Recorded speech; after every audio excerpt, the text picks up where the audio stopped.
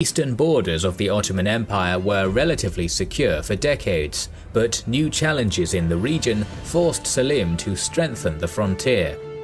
The Ramazanids and Dulkadir were two Turkic beyliks which were left somewhat independent as a buffer between the Ottomans and the Mamluk Sultanate of Egypt. In the summer of 1515, Selim ended this independence, thus completing the conquest of Anatolia. War with the Mamluks was now inevitable. But who were the Mamluks? In the 9th century, the Abbasid Caliphate started the practice of enslaving young boys, mostly from the Turkic tribes, but also from among the Circassians and the Orthodox Christians. These slaves received military training, but also learned tactics, religion, languages, and sciences. They were then freed and served as the guards for Muslim sultans. The Mamluks often gained influence and came to power, founding ruling dynasties in Central Asia, Mesopotamia, and India. By 1260, the Turkic Mamluks of the Egyptian Ayyubid Sultanate managed to wrestle power away from them and established their Bahri dynasty. Between 1260 and 1323, the Mamluks stopped attacks from the European Crusaders and Mongol Ilkhanate, most famously during the Battle of Ain Jalut, and consolidated their rule over Egypt and Syria. Even though Armenian Cilicia fell to them by 1375, the Turkic sultans were losing their influence over their Mamluk brethren, and in 1382 they were toppled by the Circassian Burji dynasty.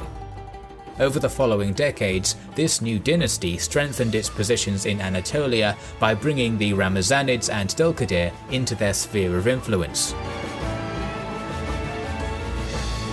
Despite rivalry over the spice trade and religious problems stemming from the fact that the Mamluks kept the Abbasid caliphs as hostages, the Ottomans and the Mamluks were neutral through the 14th and 15th centuries, only fighting in a border conflict between 1485 and 1491. This short war ended in a stalemate and the sides signed a peace treaty. However, this peace didn't last long, as the rise of the Safavids and Shi'ism would change the balance of power in the region. The Mamluks hoped that the Safavids and Ottomans would weaken each other, so when the Shah Ismail I sent envoys to the European states to ask for an anti-Ottoman alliance in the early 1500s, the Mamluks allowed them to pass. The Ottomans knew about it and pressured the Mamluks not to allow the envoys to return to Ismail.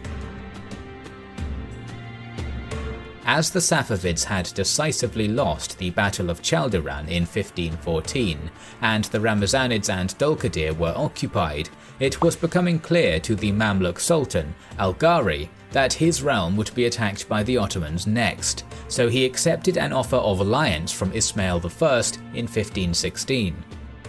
Algari marched to Syria, leaving his vizier Tumen Bey in Cairo.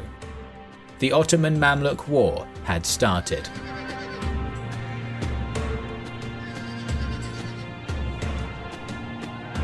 Unfortunately for the Mamluk Sultan, the Ottomans were at peace with all their European neighbours, and Ismail didn't have enough of a force to threaten them, so Selim was able to assemble all of his troops against them. In April, the Ottoman leader sent his vizier Sinan Pasha with the vanguard to capture the crucial passes through the Taurus Mountains, but the cavalry-heavy army of Algari was faster and took control of the passages. Sinan Pasha was forced to wait for Selim, who arrived in Konya in July. The Ottoman Sultan wasn't eager to fight in a narrow passage. At this point, the Ottoman sources diverge from the Arab and Persian sources, as they claim that Ismail managed to send an army to help the Mamluks, but this army was defeated by the Ottomans somewhere in eastern Anatolia.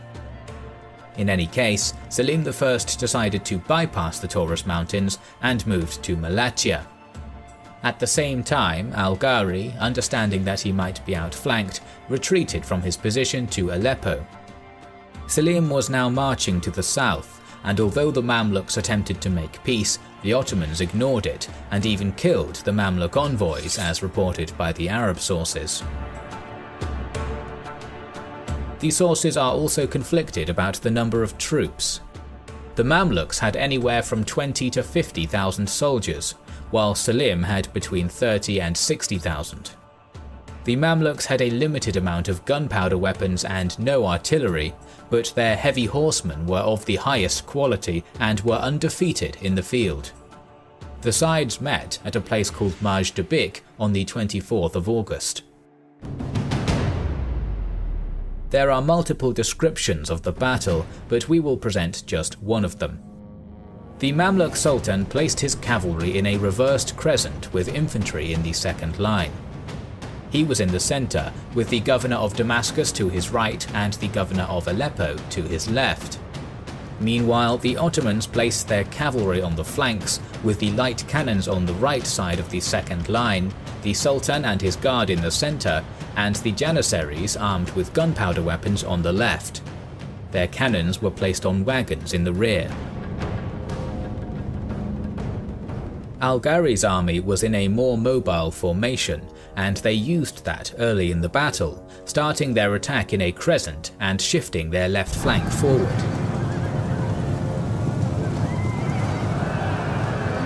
This worked, as the Ottoman cavalry on the right side was forced to flee after the charge of the heavy Mamluk cavalry, while the left slowly retreated under the combined pressure of the Mamluk right and center.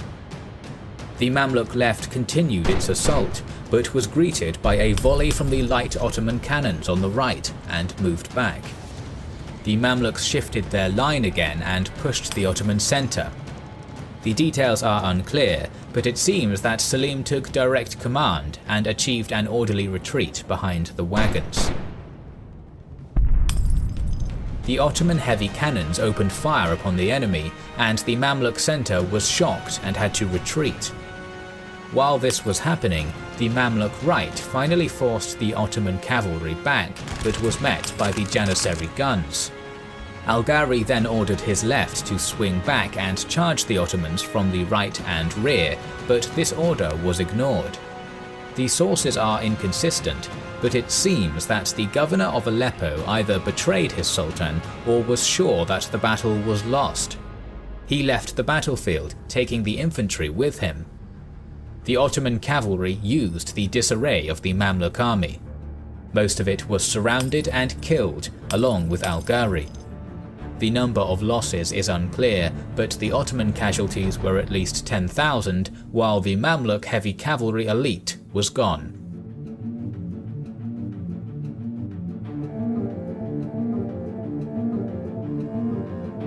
Selim's conquest of Syria was easy, as the majority of the Mamluk garrisons were defeated at Marj Dabiq. Still, he needed time to secure his position, procure supplies, and allow his navy to join the army in Syria. So he sent his vizier Sinan Pasha in command of the vanguard to occupy the crucial coastal castles. Meanwhile in Cairo, Tumen Bey became the Sultan and started recruiting a new army. He rejected the offer to become an Ottoman vassal, and the envoys were killed. Tumen Bey knew that the fortresses were of utmost importance if he wanted to keep the Ottomans at bay, so he sent his vanguard to the region. Once again the numbers are debated, but the two vanguards encountered each other at a place called Khan Yunis in late October. The battle started with volleys from the Ottoman artillery. Mamluk General al-Ghazali knew that his cavalry would not be able to withstand the Ottoman gunpowder weapons for long, so he ordered a charge. However, this was just a feint, and after the initial clash, the Mamluks started retreating towards the valley to the south. The Ottoman horsemen followed them, and the two cavalry units fought each other in the valley for some time, as the elite Mamluk knights died in Marj Dabiq, and the new recruits were still inexperienced. The battle was in balance when the Ottoman gunpowder units finally arrived. They shot at the flanks of the Mamluk army, and the fight was soon over. The Mamluks lost up to 5,000, while the Ottoman casualties were light. After this defeat, the remaining Mamluk forces were concentrated near Cairo. At the same time, the Ottoman navy finally arrived, and Selim started his march towards Egypt. The journey through the Sinai Desert was difficult, but the navy supplied the Ottoman army, and in January of 1517 it entered Egypt. On the 22nd of January, Tumen Bey clashed with Selim at a place called Ridanieh, on the outskirts of Cairo. The Mamluks recently bought 300 cannons from the Venetians, and they were placed in the moats. Meanwhile, the Ottomans had placed their artillery on the hills behind their positions. The artillery duel was short and ended with an Ottoman victory, as the Mamluks didn't have enough experience to operate their new weapons. The Ottomans then sent volleys against the Mamluk cavalry, which charged to take the hill and the artillery. However, this charge was stopped by volleys from the Janissaries. At this point, Selim implemented a flanking maneuver, which surprised the Mamluks. Their army was dispersed and left the field. The Ottoman vanguard took Cairo without any resistance, but it was a trap, and on the 26th, Tumen Bey's forces entered the city and destroyed the vanguard in a quick battle. The Ottoman Sultan learned about this on the 27th and sent his Janissaries to retake the city. The local population joined Tumen Bey. The fighting in the city continued until the 3rd of February, when the Ottomans finally regained control. It is said that tens of thousands of Cairo's citizens were killed, among them most of the Mamluk nobility. Tumen Bey continued his resistance for a few more months, but was captured and executed in March. The conquest of Syria and Egypt was finalized. In the span of 3 years, Selim I doubled the territory of the Ottoman Empire. The East was pacified, and the Ottomans were looking towards Europe once again. Thank you for watching another episode in our series on the Ottoman Wars. New videos in this series are on the way, so make sure you are subscribed to our channel and have pressed the bell button. We would like to express our gratitude to our Patreon supporters and channel members who make the creation of our videos possible. Now you can also support us by buying our merchandise via the link in the description. This is the Kings and Generals channel, and we will catch you on the next one.